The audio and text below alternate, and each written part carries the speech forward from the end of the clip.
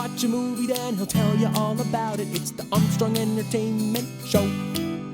Hello everyone and welcome to Armstrong Entertainment. This is Chad here and I watched the movie Hillbilly Elegy, which is now streaming on Netflix. Now this film is directed by Ron Howard, starring Amy Adams and Glenn Close. This is based off of a 2016 memoir about a young man who must go home to deal with his complicated family. Now Amy Adams and Glenn Close have 13 Oscar nominations between the two of them. Neither one of them have ever won. This film has Oscar bait written all over it. Originally, this film was supposed to be showing in a theater near you, but we all know how 2020 is going and how theaters will not be coming back until next year. So Netflix bought the rights to the film, and now even more people will be able to suffer and watch through this cheesy, over-the-top, bland film.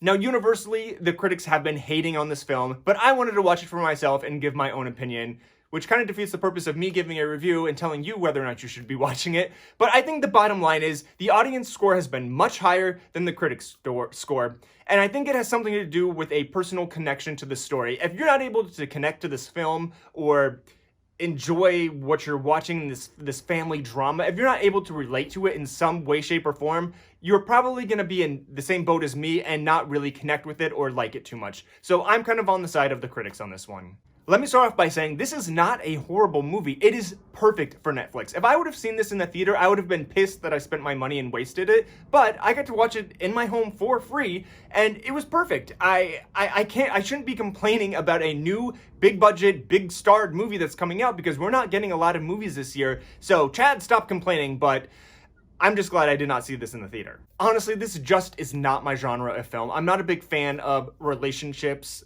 movies, especially if they are highly unlikable people in a relationship and there's no plot or story. The narrative arc was flat. There was nothing happening.